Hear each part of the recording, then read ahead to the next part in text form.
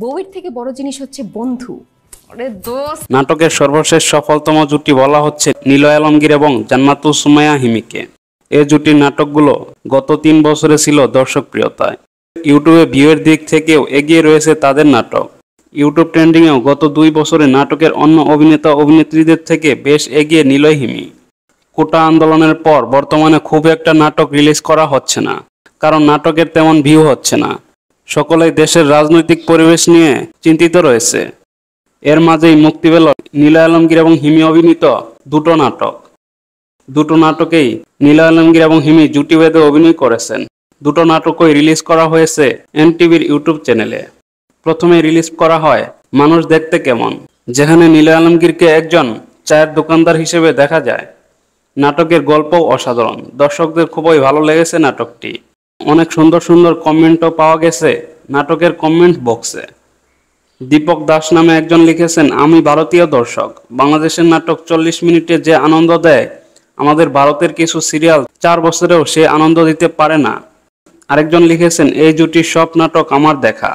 অনেকদিন পরে নিলয় ও হিমির নাটক দেখতে পেয়ে খুব ভালো লাগলো, অসাধারণ হয়েছে নাটকটা। এরকম আরো হাজারো কমেন্ট পড়েছে নিলয় হিমি অভিনীত এই নাটকের কমেন্ট বক্সে।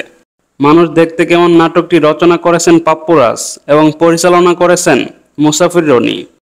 এরপর রিলিজ করা হয়েছে নিলয় আলমগীর এবং হিমি অভিনীত কোথাকার পানি কোথায় গড়ায় নাটকটি পরিচালনা করেছেন সোহেল হাসান। এই নাটকটিও দর্শকদের খুবই ভালো লেগেছে। নাটকগুলোর ভিউ তেমন না হলেও নাটকগুলো দর্শকদের কাছে খুবই ভালো লেগেছে।